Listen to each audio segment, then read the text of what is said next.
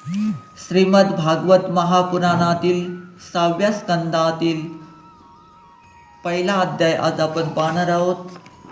त्यामध्ये अजामिळ उपाख्याने अत्यंत गोपनीय आणि सर्व पापांचा नाश करणारे आहे. जो मनुष्य श्रद्धेने आणि भक्तीने युक्त होऊन याचे श्रवण कीर्तन करतो तो कधीही नरकात जात नाही. राजाचे दूत त्याच्याकडे पाहत सुद्धा नाहीत. अशा माणसाचे जीवन पापमय असले तरी तो वैकुंठ लोकात पूज्य ठरतो. म्हणून हे अजामिळ उपाख्यान आपण सर्व भक्तांनी अत्यंत शांत चित्ताने ऐकावे. राजवाच निवृत्ती मार्ग कथितानो भगवता यताम क्रमयोगो फललब्धेने ब्रह्मणा यदं संश्रुतिम्. परीक्षित राजा म्हणाला, भगवान आपण अगोदर दुसऱ्या स्कंदात निवृत्ती मार्गाचे वर्णन केले आहे. तसेच त्याच्याद्वारे अचिरादी मार्गात जीवन क्रमशः ब्रह्मलोकात जाऊन पोहोचतो आणि नंतर ब्रह्मदेवाबरोबर मुक्त होऊन असे सांगितले आहे. प्रवृत्ती लक्षणा सेवा त्रैगुण विषयो मुनी यो सवली प्रकृती गुणसर्ग पुनम पुनाम. मुनिवर्य ह्याखेरीस आपण प्रवृत्ती मार्गाचे सुद्धा तिसऱ्या स्कंदात वर्णन केले आहे. त्यामुळे त्रिगुणात्मक स्वर्ग इत्यादी लोकांची प्राप्ती होते. पण प्रकृतीचा संबंध न सुटल्यामुळे जीवनांना वारंवार जन्मफेऱ्याच्या फेऱ्यात पडावे लागते. अधर्म लक्षणाना नरकासानुवर्णिताम मन्वंतरे से व्याख्यातम आज्ञ स्वयंभूयताम. तसेच आपण अधर्म केल्यामुळे मिळणारे अनेक नरकाचे विस्ताराने वर्णन केले. त्याचे अधिपती स्वयंभू मनु होते. त्या पहिल्याच मनवंतराचे आपण वर्णन केले. प्रियवतो तान पदोवाशता चरितानी च दीपवर्ष समुद्रादिदुना वनस्पतीनाम. त्याच्याबरोबर प्रियवतारी उत्तमपादाचे वंश आणि त्याचे चरित्र, तसेच दीपे वर्षे समुद्रे पर्वते नद्या उद्याने आणि विभिन्न नदीपातील वृक्षाचे सुद्धा निरूपण केले. धरामंडला संस्थाद भाग लक्षणा मानतम ज्योतिषा विवरानाचा यती दमसुचादिम. भूमंडाची स्थिती आणि त्याची दीपे वर्षे इत्यादी विभाग, त्याची लक्षणे आणि विस्तार, नक्षत्राचे दितेस स्थिती, सप्तपातळे आणि भगवंताचे सर्व रसे निर्माण केले, त्याचे वर्णन ऐकविले. अधुने महाभागयते विनरकातरम नानोग्रयातनुयते व्याख्यातु नमसीम. हे महाभाग, आता जे केल्यामुळे माणसांना अनेक भयंकर यातनांनी युक्त अशा नरकामध्ये जावे लागत नाही, तो उपाय आपण मला सांगा. श्री शुकदेव वाच नयति वापचिति ताहंसं कृतस्य कुर्यान् मना उक्तिपानिमिं ध्रुवासवे प्रेते नरकानुपेते कीर्तिता मे भगवता सिंहयातनाम. श्री शुकदेव म्हणाले, मनुष्य मन, वाणी आणि शरीराने पाप करतो. जर त्याने त्या पापाचे ह्यास जन्मात प्रायचित्त घेतले नाही तर मेल्यानंतर त्याला निश्चितपणे भयंकर यातना पूर्ण नरकात जावे लागते. त्याचे वर्णन मी तुला ऐकवेले. तस्मात् पुरे वासी पाप निष्कृतो याति ते मृत्यो विपगातात्मनाम दोषशी दृष्टा गुरुला गवयताम भिष्यकेचिकीतरजा निंदनावितम. म्हणून मृत्यू येण्याआधीच दोषाच्या कमी जास्तपणानुसार लवकरात लवकर पाप नाहीसे करण्यासाठी प्रायचित्त केले पाहिजे. जसे रोगाचे कारण जाणणारा वैद्य रोगाची तीव्रता जाणून तत्परतेने औषध योजना करतो.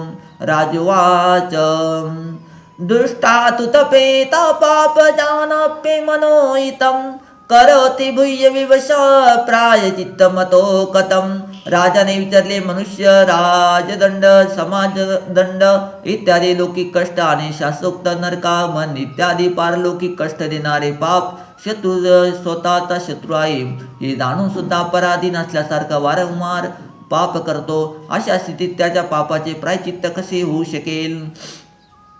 किंचित रवते भद्रा किंचित जनाति तत्पुना प्रायचित्त मतो पार्था मने कुच्चर शोच व्रतम मनुष्य कधी प्रायचित्ताने पापापासून सुटका करून घेतो तर कधी पुन्हा तीच पापी करू लागतो. मला असे वाटते की अशा स्थितीत जसे स्नान केल्यानंतर धुळून घेतल्यामुळे हत्तीने केलेले स्नान व्यर्थ होते तसेच मनुष्याचे प्रायचित्त घेणे व्यर्थच होय. श्री शुकवाच कर्माणा कर्मणीयारहत्यादिकिष्यते अविद्याधिकारते प्रायचित्ते विपर्शनम. श्री शुकदेव म्हणाले कर्माने कर्माचा समूळ नाश होत नाही, कारण कर्माचा अधिकारी अज्ञानी असतो. अज्ञान राहिल्याने पाप वासना कायमच मिटत नाही, म्हणून खरे प्रायचित्त तत्वज्ञान हे होय. नास्वते पत्तामेवासि विदयोभिवन्ति एव निर्काकुद्रा जने शने शिमाय कल्पते. जो मनुष्य केवळ प्रत्यकारक अन्न खातो त्याला रोग होऊ शकत नाही. जसे राजन, जो मनुष्य शास्त्र नियमाचे पालन करतो तो हळू कल्याणकारक तत्वज्ञान प्राप्त करण्यास समर्थ होतो. तपसा ब्रह्मचर्येण शमिनाच दमेनाच त्यागेने सत्तचोचापी येमिनाने मिनीच. जसे बांबूच्या झाडाच्या जाळीला लागलेली आग बांबू जाळून टाकते, त्याचप्रमाणे धर्मज्ञ आणि श्रद्धावान धीर पुरुष तपश्चर्या, ब्रह्मचर्य, इंद्रिय दमन, मनाची स्थिरता, दान, सत्य, अंतर्बाह्य पवित्रता तसेच एम नियम या साधनांनी मन, वाणी आणि शरीराने केलेल्या मोठ्या पापांनाही नष्ट करतो. देह भाग दिजादिरा धर्मज्ञ सद्दनानीता शिपत्ते महादपी वेणी गुल्बामिवानलम. केचित केवलया भक्ते वासुदेव परायणम अंधदुवंती कासे निरामी भास्कराम. भगवंताच्या आश्रयाने राहणारा भक्त केवळ भक्तीने सूर्य जसे धुके नाहीसे करतो त्याचप्रमाणे आपली सर्व पापे नाहीसे करतात. न तताह भगवान राजन पुयेते तब हादिवीं यथा कृष्ण पिता प्राणात् पुरुषा निषेवयाम. संदिशो लोके पत्ताशेमि कुतो भयम सुशीला साधो यत्र नारायणी परायणम. परीक्षिता, भगवान त्यांना आत्मसमर्पण केल्याने आणि त्यांची भक्तांची सेवा केल्याने जशी पापी पुरुषाची शुद्धी होते तशी तप इत्यादींनी होत नाही.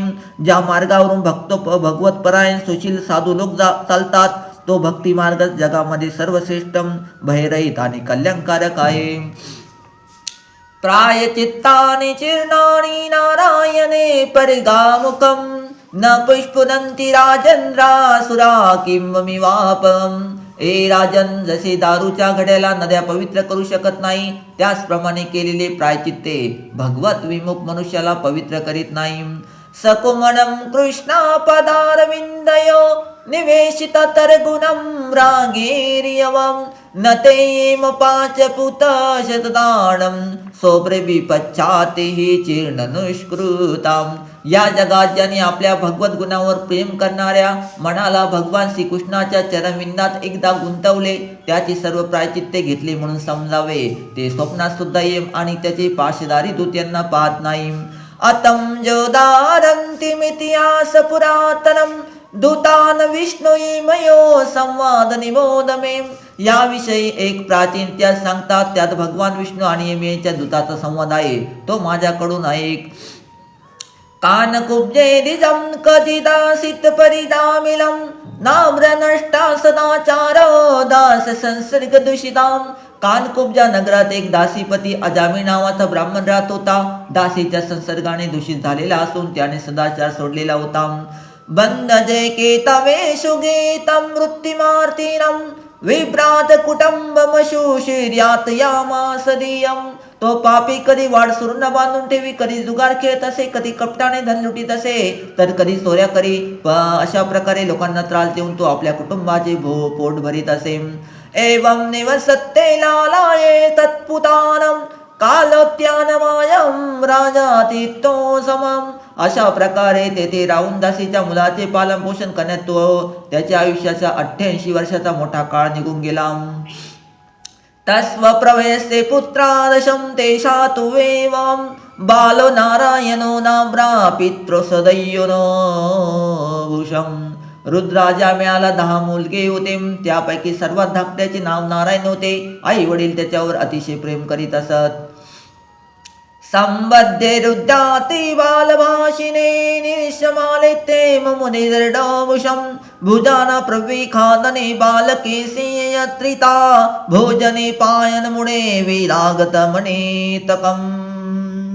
रुद्राच्या मेळ्याचे मन बोबडे बोलणाऱ्या नारायण गुंतले होते. तो आपल्या मुलाचे खेळ पाहून अत्यंत आनंदित होत असे.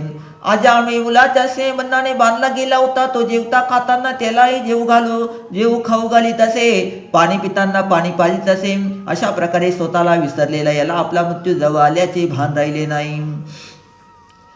स एवं वर्तमानो मृत्युकाल उपस्थिते मतिचकर तन्मे बाले नारायण हृदये सभाशानस्ति दुपुरुषान भूषदारूणाम वक्रतुंडानुरोम्ये आत्मानने तुमागतम. अशा प्रकारे राहणाऱ्या त्याचा मृत्यू जवळ आला तेव्हा तो आपला लहान मुलगा नारायण याच्या संबंधी विचार करू लागला. तेवढ्या ताज्या मेळाने आपल्याला घेऊन जाण्यासाठी अत्यंत भयानक असे 3 यमदूत आलेले पाहिले. त्याच्या हातात पास असून त्याची तोंडे वेळी वाकडी होती आणि शरीरावरील केस ताठ होते. त्यावेळी मुलगा नारायण लांब खेळत होता. यमदूतांना पाहून घाबरलेल्या अजामिळाने मोठ्याने नारायणा अशी हाक मारली. दुरे किडासे कासा पुत्र नारायण हृदयम प्लाविते सरुणायोक्लेन्द्रियम निशभ्यमियमानास भृतो हरिकीर्तनम भर्तु नाम महाराज पार्षदा ससापतम. महाराज मरतेवेळी हरिकीर्तन करणाऱ्या अजामिळाच्या तोंडातून स्वामीचे नाव ऐकून भगवंताचे पार्षद एकदम तेथे हजर झाले.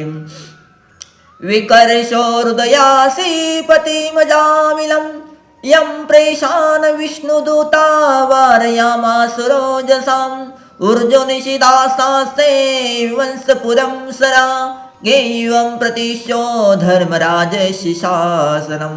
त्यावेळी एमाचे दूत दासीपती अजामिळाच्या शिरातून त्याचे सूक्ष्म शरीर ओढून घेत होते. तेव्हा विष्णुदूताची ताकद लावून त्यांना अडविले. त्यांनी अडविल्यानंतर हेमराजाचे दूत त्यांना म्हणाले, अरे धर्मराजाच्या आज्ञेला अडवणारे तुम्ही कोण? कस्वा कुतम आयस्या कश्मदानशेदसम कि देवा उपदेवाय युयुयुद्ध सप्तमाम सर्व पद्मपलाशाशा प्रीतिकोशे ववाससम किरीटे कुंडलिने लस पुष्कामालिनम. तुम्ही कोणाची दूत आहात, कुठून आलात आणि तो आम्ही याला नेत असता आम्हाला का अडविता? तुम्ही कोणी देव उपदेव किंवा सिद्ध श्रेष्ठ आहात काय? तुम्हा सर्वांचे डोळे कमलदलाप्रमाणे आहेत. तुम्ही पिवळी वस्त्री परिधान केली आहे. तुमच्या डोक्यावर मुकुट, कानात कुंडली आणि गळ्यामध्ये कमळ पुष्पाचे हार शोभून दिसत आहे. तुम्ही सर्वजण तरुण आहात. तुम्हाला सुंदर 4 हात आहे. सर्वांच्या हातामध्ये धनुष्याचे बाणाची भाते, तलवारी, गंध, शंख, चक्रे आणि कमळे शोभत आहे. तुम्ही स्वतःच्या क्रांतीने देशामधील अंधकार आणि नेहमी प्रकाश दूर करीत आहात. आम्ही धर्मराजाचे सेवक आहोत. तुम्ही आम्हाला का अडवितात? सर्वनुते सर्वं चारु चतुर्भुजां धनुनिशांक सिंहा शंकरभुजं दिशो वितो मे लोका कुवर्तसेन दोषिषां किमर्थ धर्मपालस्य किंगरातो निषेधां.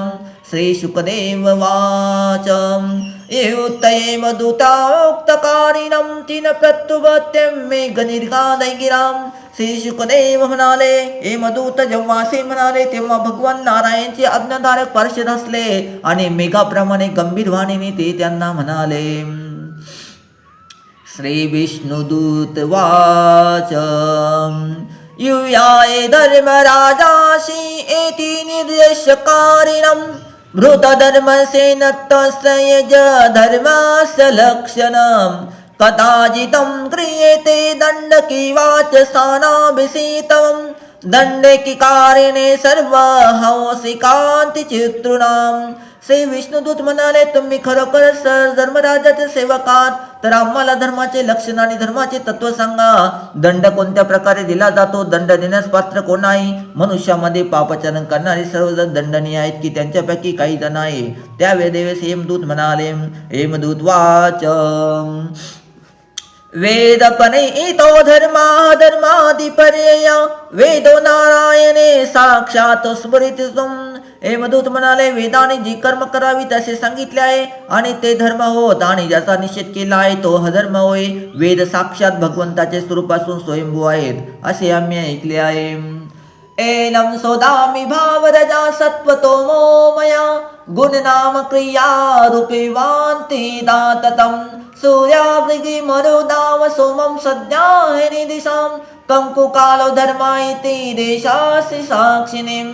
जगातील रजोमय, सत्वमय, तमोमय असे सर्व पदार्थ, सर्व प्राणी आपले परमस्य असणारे भगवंतामध्ये राहतात. त्यांचे गुण, नाम, कर्म आणि रूप यानुसार वेद त्याचे योग्य विभाग करतात.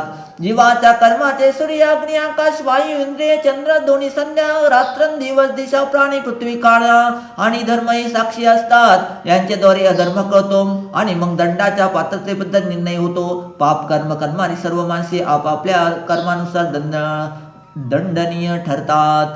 एतारो धर्म विज्ञान दंडस्य युज्यते सर्व कर्म निरोध्ये दंडमर्तिकारिणं संभावती भद्राणे पिराती चानगाम कारिणा गुणसंगोती देवानु कर्मकृतम्. ए पुण्यशील पुरुषांनो, प्राणी जी कर्म करतात त्याचा गुणाशी संबंध असतोच, म्हणून सर्वांकडून काही पाप आणि काही पुण्य होत असते. देहधारी कोणी कर्म केल्याशिवाय राहू शकत नाही. या लोकात जो मनुष्य ज्या प्रकारचा आणि जितका अधर्म किंवा अधर्म करतो तो परलोकामध्ये त्याचे तितकेच आणि तसेच फळ भोगतो. एवानयता धर्मा धर्मो वेधमितं सैव तत्पोलं भुगे तथा तावत मूत्रवेम. ए देवश्रेष्ठांनो, सत्व रज तम या तीन गुणातील भेदामुळे या लोकी तीन प्रकारची प्राणी दृष्टीत पडतात.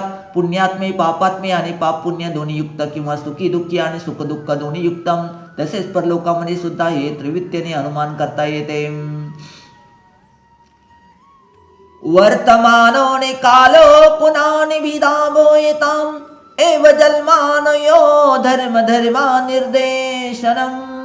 वर्तमान काळात भूतकाळ आणि भविष्य काळाचे अनुमान करून देतो.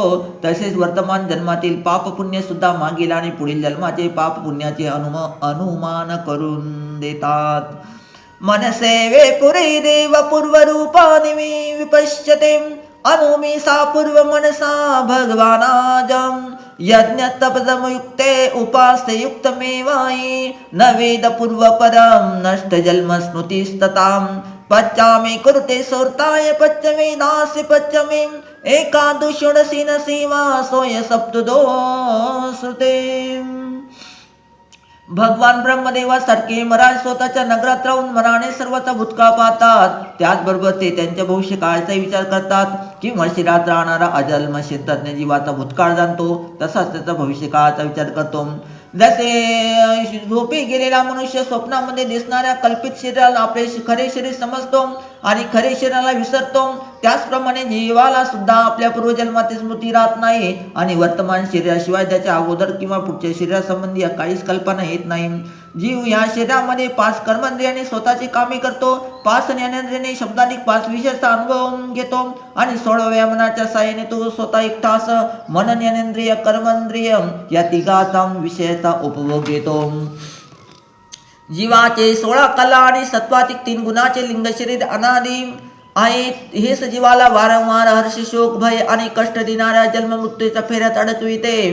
तदेत षोडश कमलिंग शक्तिमतम धनुसत तपसो हर्ष शोका भयातीतम देहा तुषित वर्ग नेच कर्माणि कायते कोशकारैवत्माने कर्म कादे मुह्यते नहि कंचिशनपि जातु निष्ठकत् कर्मा कृतम हयसि हवश कर्म गुणे स्वाभाविके बलातम. जो जीव अज्ञानाने काम, क्रोध, लोभ, मोह, मद व मत्सर याचा शत्रू विजय मिळवित नाही त्याला त्याची इच्छा नसताना निर्णय वासनानुसार अनेक कर्म करावी लागतात. अशा स्थितीत तो रेशमाच्या किड्याप्रमाणे स्वतःच आपल्या कर्माच्या जाळेत अडकून घेतो आणि मोहाचा शिकार बनतो. कोणत्याही शरीरधारी जीव कर्म केल्याशिवाय एक क्षणभरही राहू शकत नाही. प्रत्येक प्राण्याच्या स्वाभाविक गुण आणि बळजबरीने त्याला आपल्या अधीन करून त्याच्याकडून कर्म करवितात. या कंचिशनपि जातो निष्ठे कर्मा कृतम आयशी कर्म गुणे स्वाभाविके बलातिम लब्धा निमित्त व्यक्ता व्यक्त भवयुक्तम योतायुनी येत बीजम सोमविनी बलीयसाम. जीव आपल्या प्रारब्धानुसार स्थूल आणि सूक्ष्म शरीर प्राप्त करतो. त्याला स्वाभाविक प्रबळ वासनामुळे त्याला मातेसारखे स्त्रीरूप आणि पित्यासारखे पुरुष रूप प्राप्त होते. लब्धा निमित्त वेक्ता वेक्ता भवत्तुता एता योनी एता विदा स्वभवेने बलीयसाम. यशा प्रकृती संगेने पुरुष विप्रायम असित एव न चिरादी संगलीलीयते.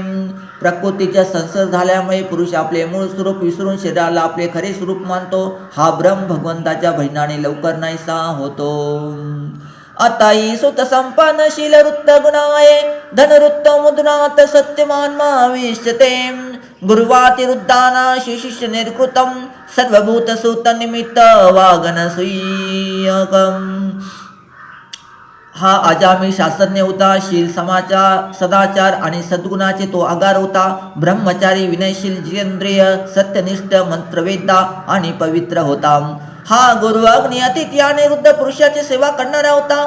तसेच अहंकारारहित सर्व प्राण्यांची हित इच्छिणारा साधू मितभाषी आणि निमस्तारी होता. एकदासी वनयात पित्रोदिजम आदयेति आवृत्त फलपुष्प समोक्षम. एके दिवशी हा ब्राह्मण आपल्या वडिलाच्या आज्ञेनुसार वनात गेला आणि तेथून फळे फुले समिधा दर्भ घेऊन घरी येऊ लागला होता. ददशे कामी नकाशुसा भुजियसा पित्व मधुमैनेय मदा गृणीतेनेत्तम मदता विलेत्रिया वेपिति निरपत्रमं किडस्तु गायत्री असस्तमणियातिके. दुष्टा तु काम विलिक्ति भावना प्रमितं जंगामी हनिवश्य ससे मोहिते.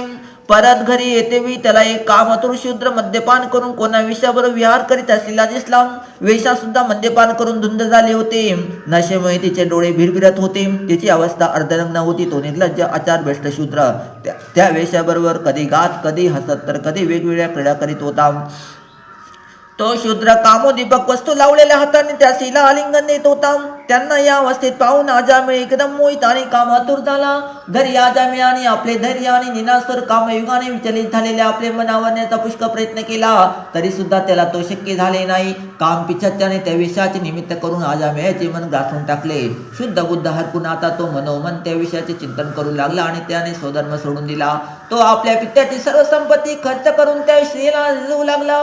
ज्यामुळे प्रसन्न होईल अशा स्त्रीला आवडणाऱ्या गोष्टी तो करू लागला. त्या सोच्यातील स्त्रीच्या नेत्रकटाक्षाने भुललेल्या त्या पाप्याने आपल्या कुलीन नवयुवती विवाहित ब्राह्मण पत्नीचा त्याग केला. हा मूर्ख ब्राह्मण नेयाने अन्याने जसे आणि तिथे कुठे धन मिळेल तिथे तो आणून त्या विषयाच्या मोठ्या कुटुंबाचे पालन पोषण करीत असे. या पापी पुरुषाचे शास्त्रज्ञाने उल्लंघन करून स्वच्छ आचरण केले आहे. सत्पुरुषाने याची निंदा केली आहे. पुष्कळ दिवसापर्यंत त्याने या विषयाचे अपवित्र अन्नाने आपले जीवन व्यतीत केले आहे. त्यामुळे त्याचे सर्व जीवनमय पापमय आहे.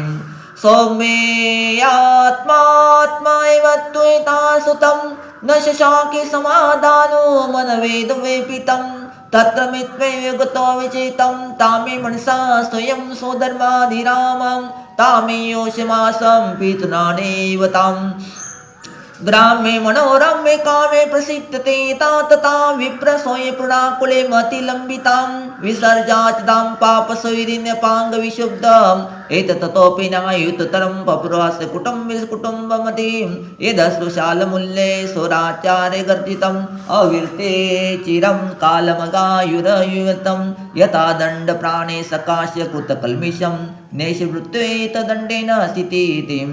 एते श्रीमद्भागवते महापुराणसंहिताये षष्ठं स्कंधे अजामिळोख्याने प्रथमोऽध्यायः. म्हणून आपल्या पापाचे काही प्रायचित्त न घेतलेल्या ह्या पापी पुरुषाला आम्ही यमराजाकडे नेत आहे. तेथे हा आपल्या पापाची शिक्षा भोगून शुद्ध होईल. अध्याय पहिला समाप्त झाला. श्रीकृष्ण गोविंद हरे मुरारे हे नाथ नारायण वासुदेव. हे नाथ नारायण वासुदेव.